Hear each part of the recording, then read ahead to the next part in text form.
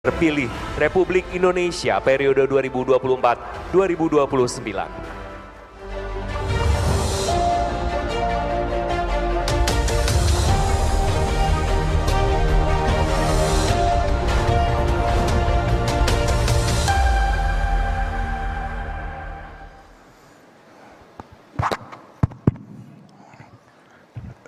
Bismillahirrahmanirrahim.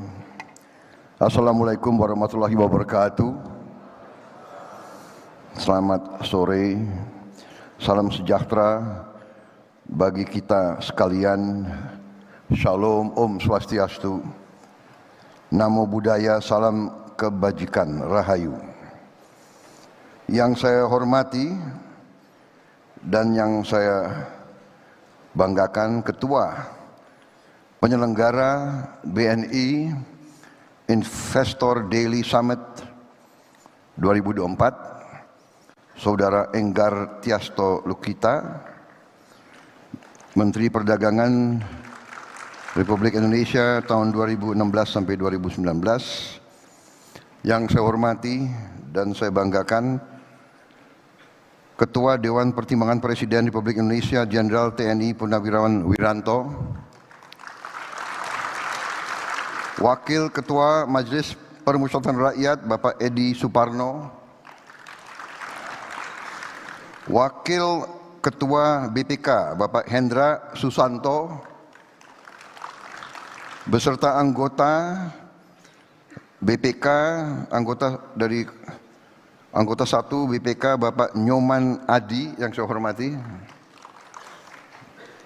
Menteri BUMN Bapak Erick Thohir yang saya hormati. Sebetulnya lebih muda dari saya, jadi nggak usah Bapak gitu, Dimas atau apa itu. Menteri Hukum dan HAM Saudara Supratman Andi Aktas, Menteri ATR BPN Saudara Agus Harimurti Yudhoyono,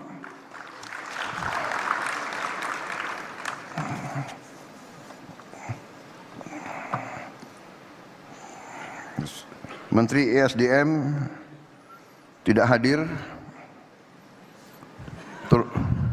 Tolong dicatat itu.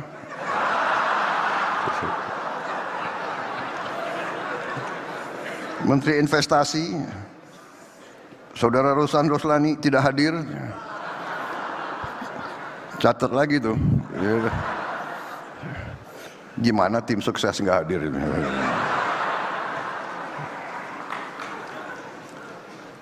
Para duta besar negara sahabat dan perwakilan negara-negara sahabat yang hadir, distinguished ambassadors and representatives of friendly nations, Saudara Dirut Bank Negara Indonesia, Saudara Royke Tumilar,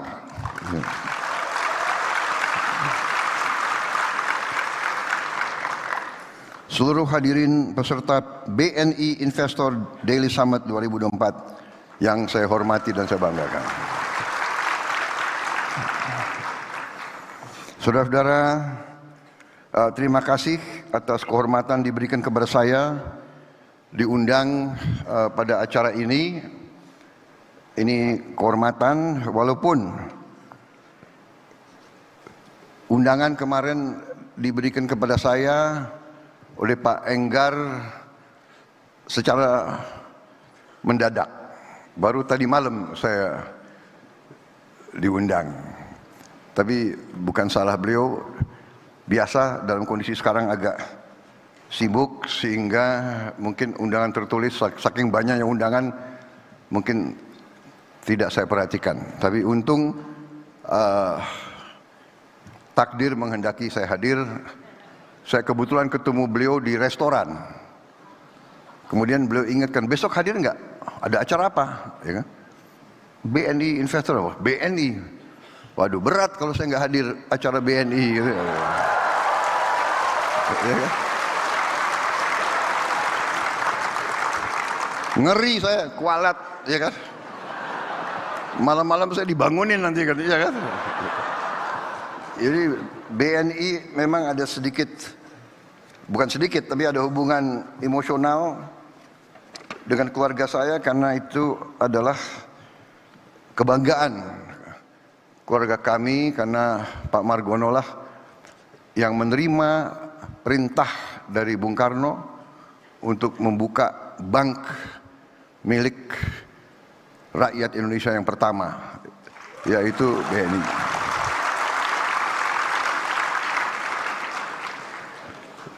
Jadi perintah Bung Karno, perintah Bung Hatta, Pak Margono lah yang mendirikan. Dan juga dalam kisah keluarga, waktu Belanda menyerang Jogja tahun 48, Pak Margono ditangkap oleh Belanda di kantor BNI di Jogja waktu itu. Jadi begitu beliau ngomong ada acara BNI, walaupun saya nggak ngerti apa acaranya, ya kan, ya kan, ya udah hadir aja saya, ya kan. Dan sebagaimana saya bisa antisipasi,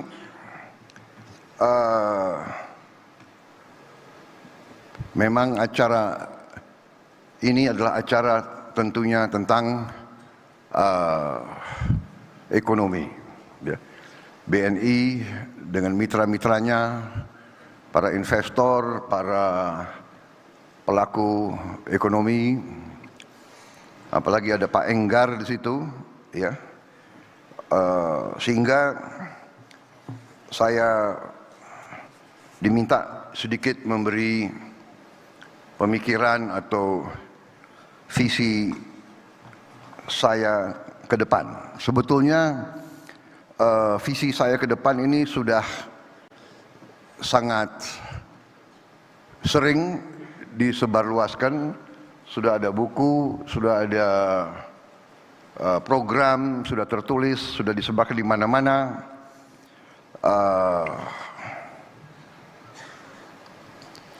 Dan saya kira saudara-saudara sudah banyak mengikuti, tapi kalau saudara-saudara ingin suatu konfirmasi atau suatu rekonfirmasi atau katakanlah suatu penjelasan lagi, dengan sangat gembira saya akan menggariskan secara garis besar saja, tidak terlalu detail. Saya yakin saudara di ujung hari ini begitu banyak mendengarkan pembicaraan, sudah cukup lelah, ya kan? Kita mengerti bahwa pelajaran psikologi, orang mendengarkan itu sebetulnya cukup berat. Kemampuan orang menerima keterangan itu katanya terbatas. Span of attention kurang lebih 40 menit. Kemudian daya serap manusia untuk menerima keterangan baru maksimal 7-8. Karena itu saya batasi pembicaraan saya, ya. Saya harap tidak terlalu lama. Tapi saya mohon izin saya minum kopi dulu. Saya bisa jadi brand ambassador kopi Indonesia, ya.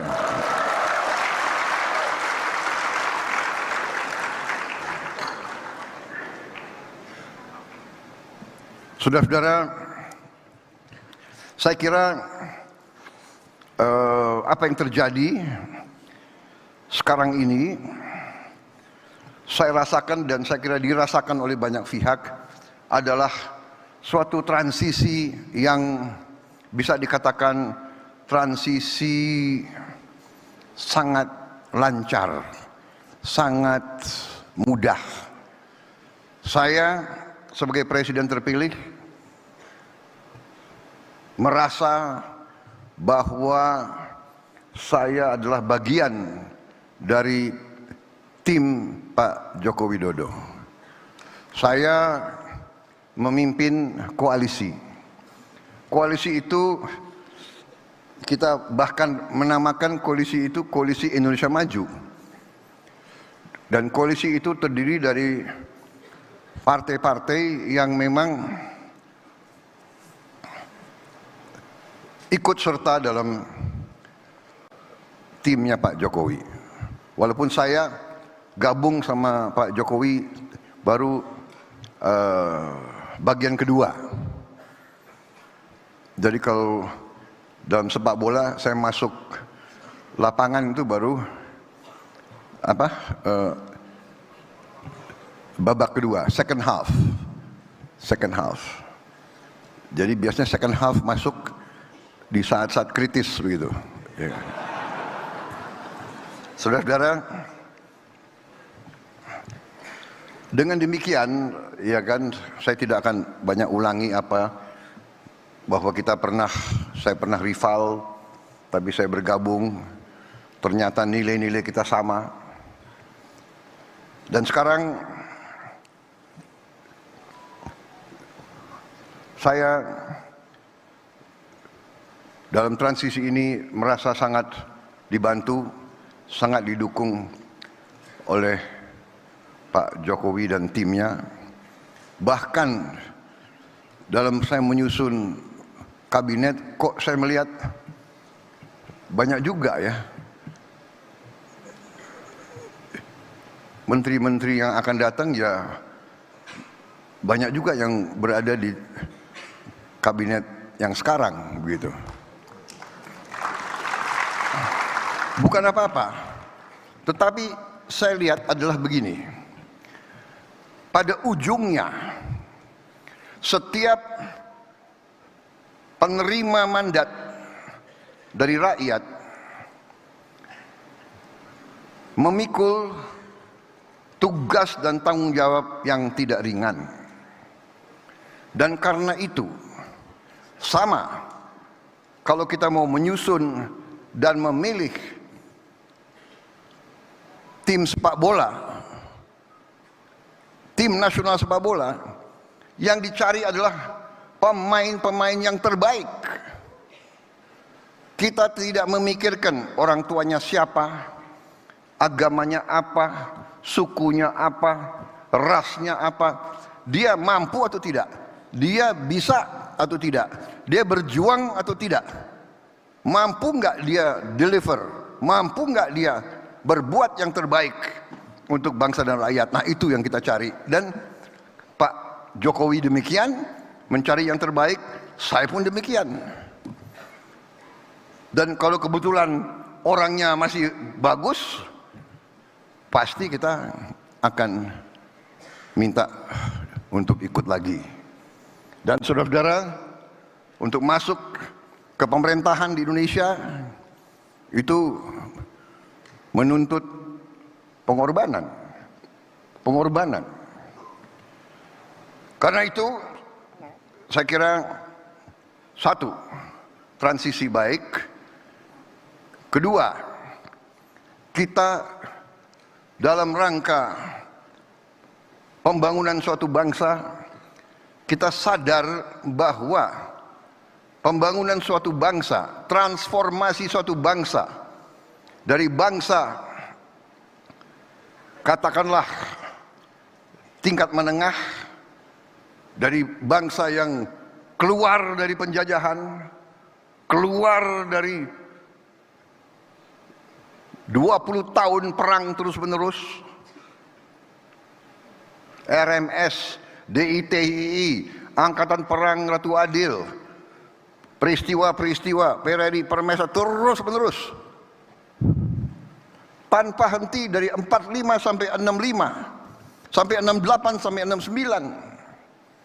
Separatis di sini, separatis. Kita sekarang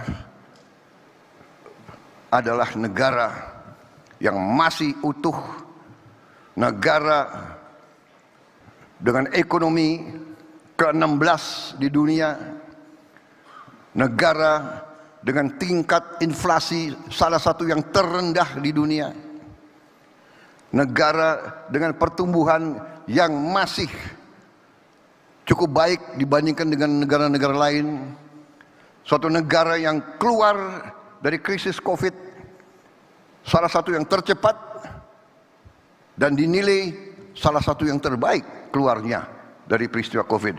Kita sering kurang bersyukur, kurang terima kasih, kurang menghargai apa yang kita capai sendiri.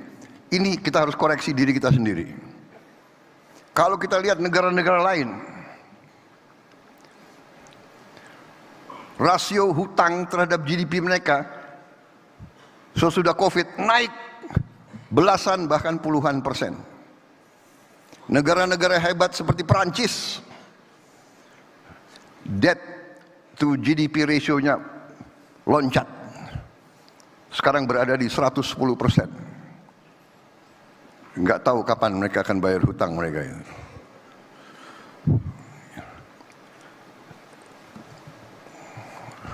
Saudara-saudara sekalian, dengan demikian saya terima mandat dari rakyat dan waktu ini saya gunakan dengan sebaik-baiknya. Saya kumpulkan pakar-pakar, saya kaji perkembangan, saya kaji situasi ekonomi kita bagaimanapun tidak bisa lepas dari kondisi geopolitik global. Kita sadar semua di sini betapa kita berada dalam suasana yang sangat penuh dengan kecemasan. Terjadi perang-perang besar dengan risiko yang sangat besar. Di Eropa, perang Ukraina. Di Timur Tengah, perang di Gaza, meluas ke Lebanon, mungkin meluas lagi ke Iran.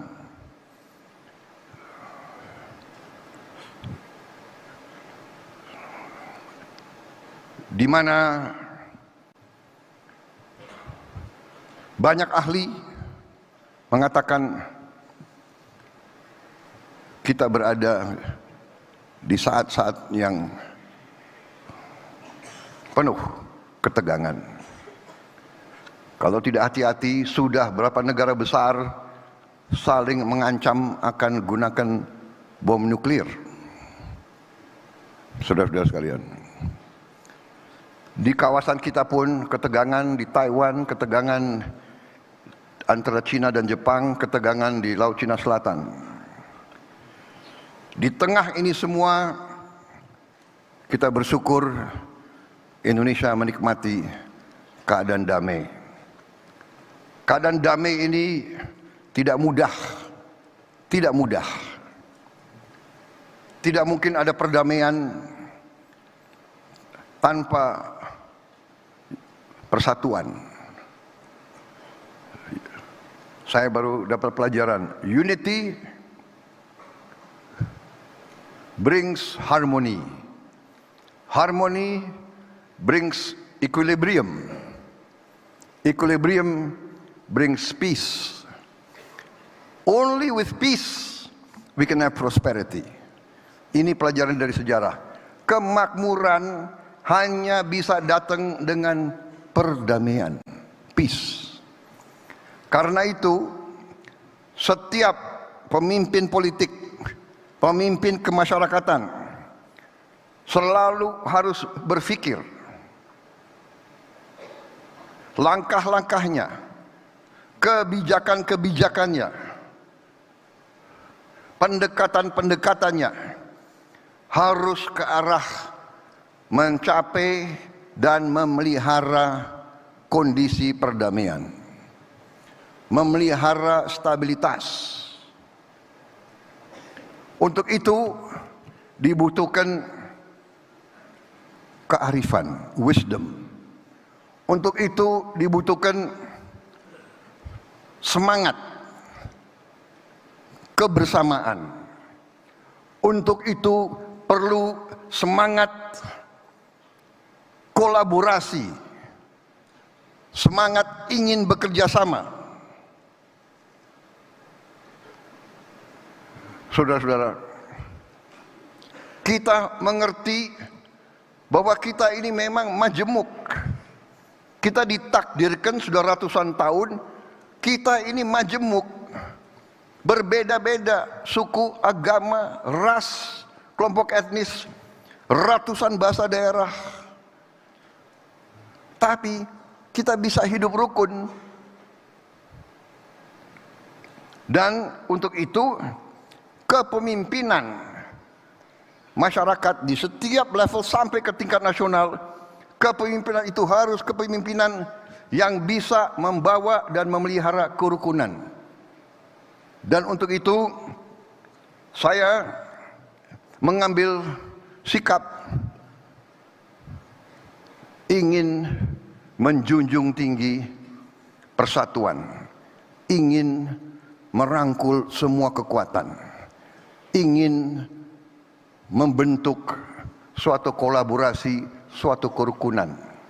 Dan saudara-saudara, sebagai pengusaha, sebagai pedagang, saudara-saudara yang paling mengerti, paling merasakan bahwa hanya dengan perdamaian, hanya dengan suasana sejuk, hanya dengan kerukunan, ada iklim di mana berdagang, berusaha, berwira swasta akan berkembang dengan baik. Tidak ada orang ke pasar kalau terjadi kerusuhan. Tanyalah ke rakyat di Gaza, tanya ke rakyat di Lebanon, bagaimana? Bisa enggak mereka hidup dengan tenang? Bisa enggak mereka berdagang kalau semua gedung mereka dibom, dihancurkan? Karena itu saudara-saudara, saya selalu ingin menjalin dialog. Saya selalu ingin mengajak kerjasama. Bagi saya, ajaran kuno 1000 kawan terlalu sedikit, 1 lawan terlalu banyak, bukan suatu slogan. Itu saya jalankan. Saya tidak melihat ke belakang, saya ingin melihat ke depan.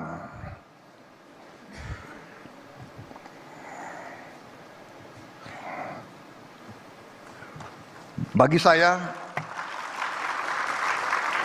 saya pertandingan adalah pertandingan. Persaingan adalah persaingan. Ibarat kita di Olimpiade bertanding judo, keras, banting, kunci. Begitu selesai, ada yang dinyatakan menang, yang kalah hormat, memberi tangan, bersahabat lagi. Saudara-saudara sekalian, ini jangan hanya di lapangan olahraga, saudara-saudara. Ini harus di lapangan sehari-hari. Ini harus menjadi budaya politik kita. Bersaing, berbeda, bertanding. Begitu selesai, bekerja sama untuk rakyat Indonesia.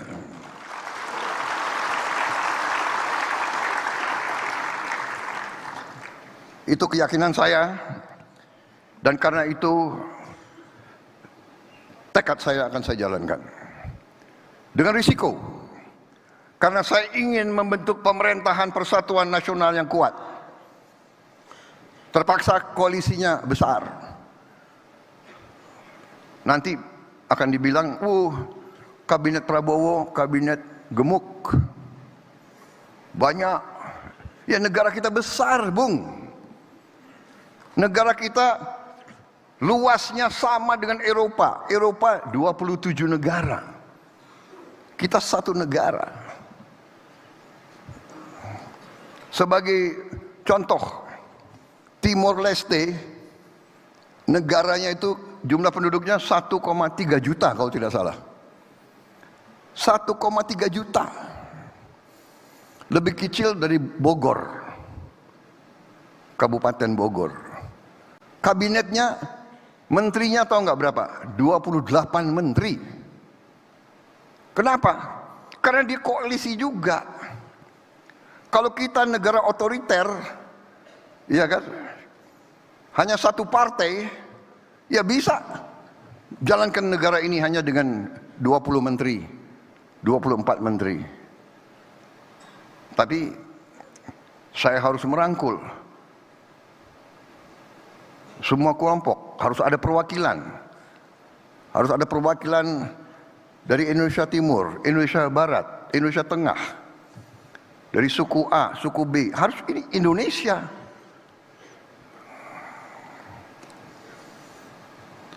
Dan memang pekerjaan kita berat. Kita bersyukur kita diberi kekayaan alam yang luar biasa. Minggu demi minggu, bulan demi bulan, ketemu lagi. Kita baru ketemu ladang gas salah satu terbesar di Andaman. Beritanya 8 sampai 12 TCF. Bisanya lebih. Kita baru ketemu lagi ladang-ladang di mana bekas-bekas Belanda, ternyata cadangannya masih banyak. Saudara-saudara sekalian, ketemu lagi cadangan emas. Lupanya Indonesia ini nanti bisa produsen emas salah satu terbesar di dunia. Ya kan? Jangan cepat tepuk tangan. Emasnya masih di bawah tanah, kita harus gali. Enggak, maksud saya kita, tapi, nah, dengan segala kelebihan kita menghadapi tantangan yang sangat besar. Ya kan? Pertumbuhan bagus, 5% selama sekian tahun berturut-turut, tapi kita harus akui pemerataannya harus kita tingkatkan. Saudara-saudara sekalian, kita harus berani koreksi sistem kita. Kita harus bertanya. Kita harus bertanya bagaimana caranya kekayaan bangsa Indonesia harus bisa dinikmati oleh seluruh rakyat Indonesia. Tidak hanya segelintir orang saja. Kita tidak bisa mengandalkan trickle down economics. Terlalu lambat. Presiden Jokowi sudah memberi contoh intervensi. Intervensi untuk menyelamatkan yang paling lemah bukan salah. Karena itulah kita berhasil menekan dan mempertahankan inflasi sampai di sini. Saudara harus tahu, ini bukan teori buku. Mungkin ini teori di luar buku, nggak ada di buku. Itu pun suatu kelebihan Pak Jokowi, pernah jadi wali kota. Dia belajar mengendalikan inflasi dari waktu dia wali kota. Sekarang Menteri Dalam Negeri mimpin rapat tiap minggu masalah inflasi. Dengan Zoom, semua kabupaten, semua gubernur dipantau oleh Menteri Dalam Negeri.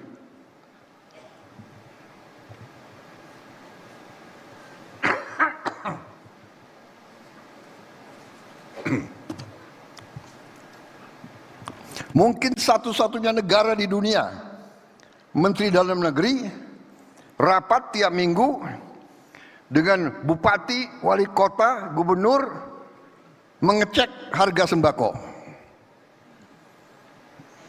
Di mana ada kelebihan, di mana ada kekurangan. Ini harus kita akui.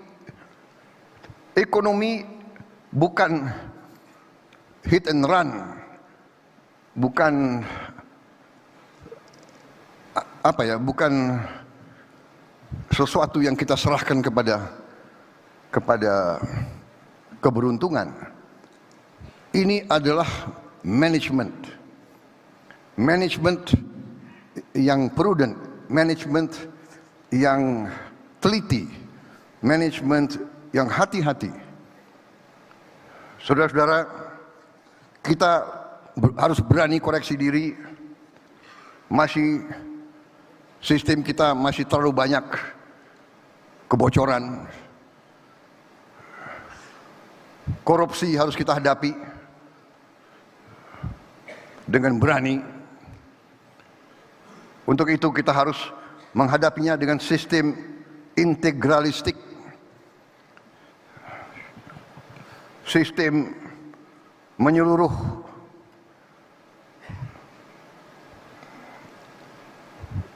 Kita harus berani akui kesulitan, jangan lari dari kesulitan, hadapi kesulitan dan selesaikan kesulitan itu. Cari otak-otak terbaik bangsa ini, the best brains and the best heart of our country. Otak terbaik dan hati terbaik. Otak hebat, hati busuk, berbahaya. Itu korupsinya lebih pintar lagi gitu. The best brains, the best heart.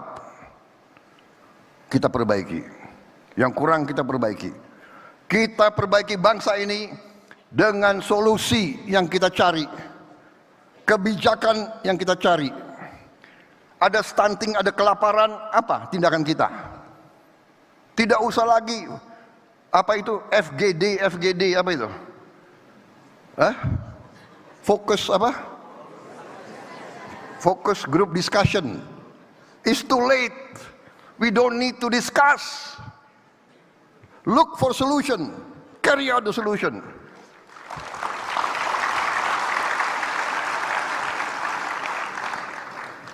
Saudara-saudara, kita berani hadapi, harus berani. Kita tidak bisa boleh lagi membiarkan anak-anak Indonesia tidak makan pagi. Saudara-saudara, salah satu, Anda tanya visi, sudah ada. Saya dari dulu bertekad ada beberapa hal fundamental. Survival kita suatu bangsa, sebagai bangsa, tergantung beberapa hal yang sangat mendasar. Pertama adalah swasembada pangan. Suatu bangsa harus bisa produksi dan memberi makan ke rakyatnya. Bangsa mau merdeka tidak boleh tergantung dengan impor pangan. Saya bertekad untuk swasembada pangan.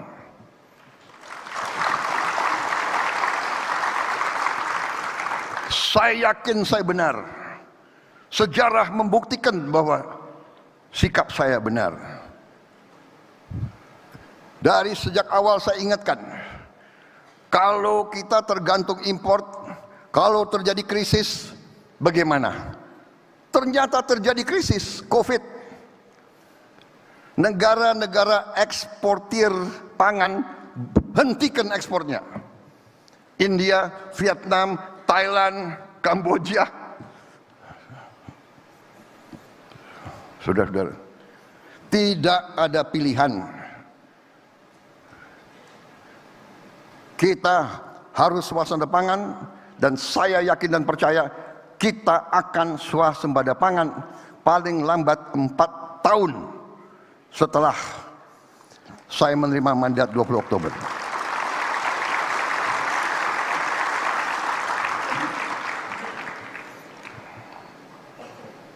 Yang kedua, kita harus swasembada energi. Kita tidak bisa lagi tergantung import bahan bakar. Kalau terjadi krisis, sama lagi. Sekarang Israel diramalkan akan menyerang ladang-ladang minyak Iran. Iran mengatakan kalau ladang minyak dan gas mereka diserang, mereka akan balas menyerang ladang-ladang minyak gas sekutu-sekutu Amerika. Berarti Arab Saudi, Kuwait, Qatar, Bahrain ini sekutu Amerika semua. Karena Amerika dianggap mendukung Israel, Iran kalau diserang yang dibalas sekutu-sekutu Amerika. kita bisa bayangkan harga minyak berapa. Kita bersyukur lagi, Tuhan Maha Besar sangat cinta sama rakyat Indonesia. Saudara-saudara, sekarang ada teknologi, kita bisa bikin solar dari kelapa sawit. Bahkan tidak hanya B35, B40, B50, tidak, kita bisa bikin D100.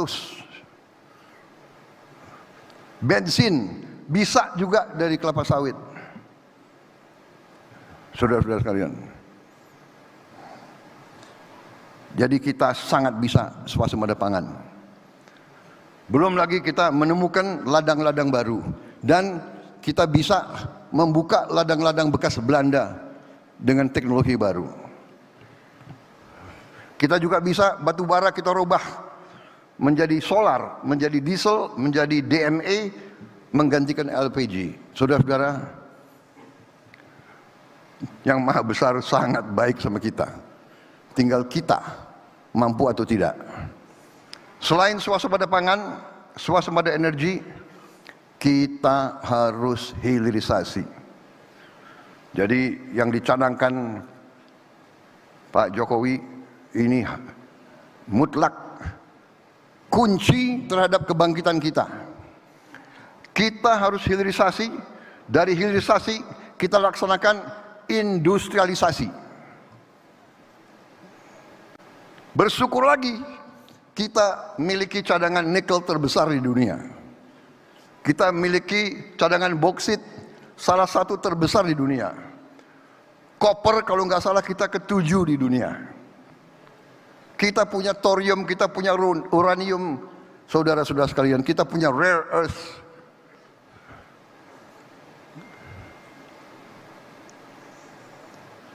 Ada pihak-pihak yang selalu entah pesimistis atau memang sengaja tidak suka kalau Indonesia bangkit. Ya. Jadi saudara-saudara, dari itu semua, swasembada pangan, swasembada energi, hilirisasi, salah satu tugas di depan kita adalah menyelamatkan anak-anak kita. Kita akan beri makan bergizi kepada semua anak-anak kita dan ibu-ibu yang sedang hamil. Dan ini sudah kita pelajari, sudah siap, akan kita lancarkan, dan sekarang sudah ratusan uji coba, sudah ratusan titik uji coba. Dan alhamdulillah uji cobanya sebagian besar sukses. Dan alhamdulillah sekarang inisiatif, ada perusahaan saya akan beri di daerah saya akan beri ke karyawan saya akan beri anak-anak karyawan saya. Ada kepala daerah, saya akan pakai APBD untuk sebagian. Silakan. Mari kita masing-masing berbuat untuk menyelamatkan masa depan anak-anak kita. Jadi saudara-saudara, kalau saya rangkum, produksi pangan, produksi energi, hilirisasi. Hilirisasi untuk nilai tambah, hilirisasi untuk lapangan kerja, hilirisasi untuk menyelamatkan devisa kita.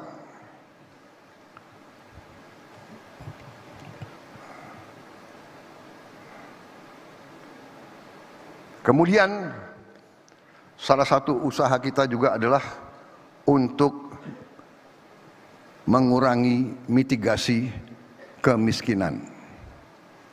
Sekarang banyak subsidi kita setelah dikaji kurang dinikmati lapisan paling bawah.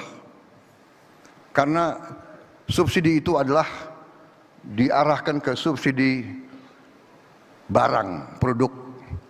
Kita sedang mengkaji merubah subsidi menjadi subsidi kepada keluarga. Kita harus sekarang mencari data by name, by address setiap keluarga yang golongan paling bawah. Dan baru pada saat itu dengan cara yang benar, di situ kita berharap BRI, BNI, Pos Indonesia, PLN dengan semua jaringannya sampai ke desa bisa membantu melancarkan pengiriman subsidi itu langsung ke keluarga yang miskin. Saudara-saudara, saya kira secara garis besar itu strategi saya. Saya percaya swasembada pangan, swasembada energi, hilirisasi, makan untuk anak-anak, kemudian mitigasi kemiskinan segera. Kemudian dengan program-program itu semua, para pakar ekonomi menghitung. Sebagai contoh, kalau kita insya Allah berhasil, dan saya yakin kita berhasil, mencakup pemberian makan bergizi untuk anak-anak kita, artinya ada uang beredar di setiap desa, setiap hari. Artinya telur, sayur, pangan, buah,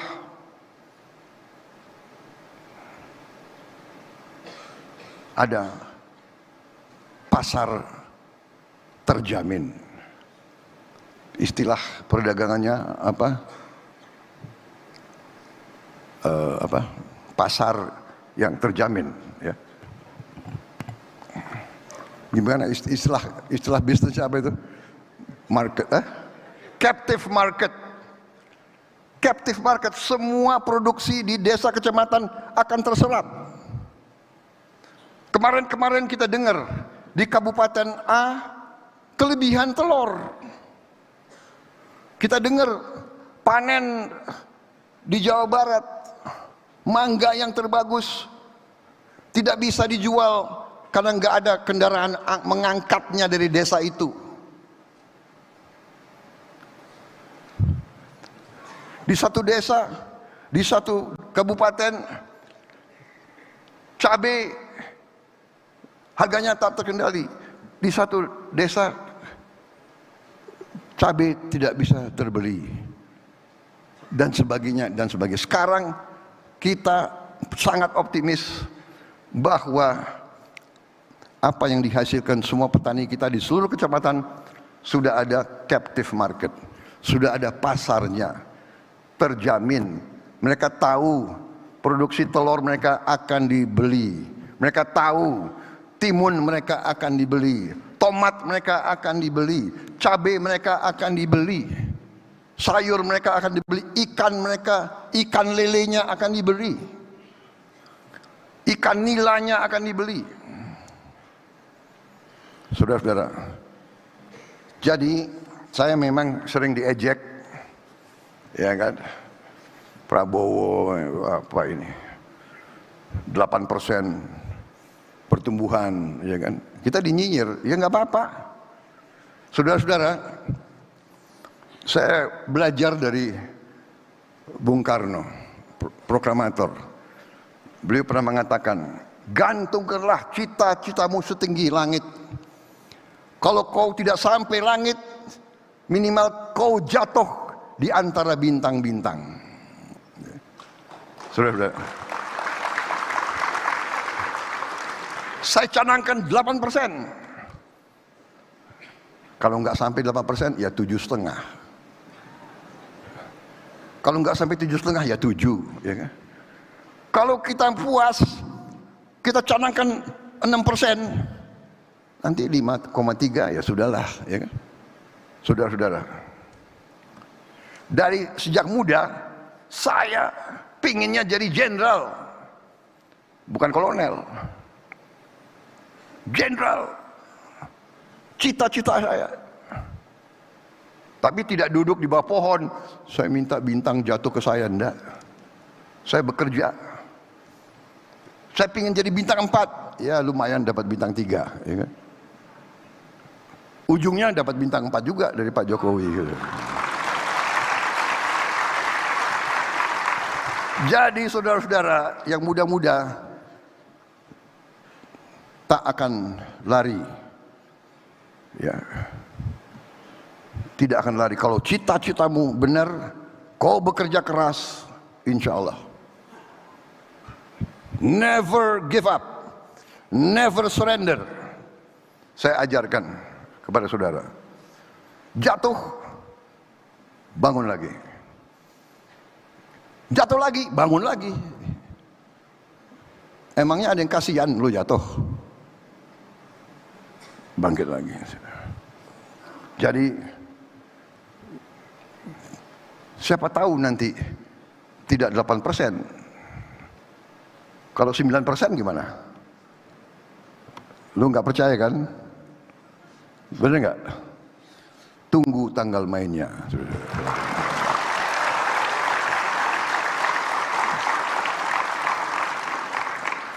Saya optimis. Semakin saya belajar, semakin saya dikaji, saya optimis. Saya ingat seorang tokoh terkenal dari Amerika Serikat, Franklin Delano Roosevelt. Dia mengatakan, the only fear that we have to fear is fear itself. Ketakutan yang harus kita waspadai, ya ketakutan itu. The only thing we have to fear is fear itself.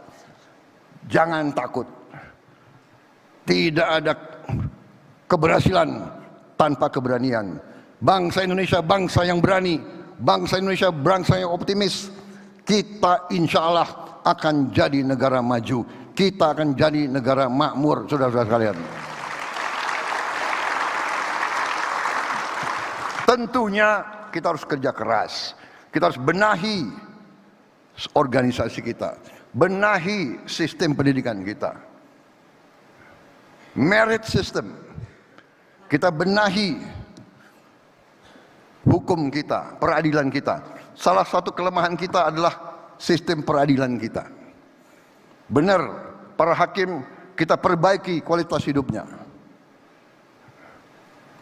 Kita bikin hakim-hakim kita kuat, tegar.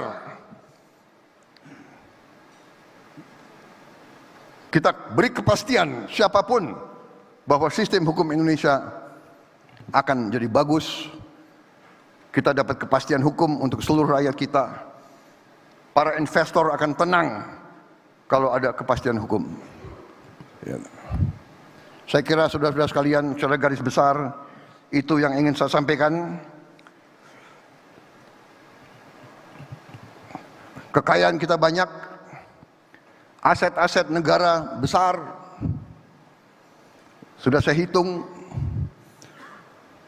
kalau kita konsolidasikan semua kekayaan kita dalam manajemen yang baik, mungkin kaget. Jangankan orang lain, kita juga kaget betapa kayanya kita. Kuncinya kita harus menjaga kekayaan kita. Kita harus mengurus kekayaan kita. Kita harus dengan prudent, dengan arif. Makanya BUMN, bank-bank, ingat BNI, Bank Perjuangan, semua himbara, uang yang saudara kelola adalah uang rakyat Indonesia. Setiap sen, setiap kredit harus dipertanggungjawabkan.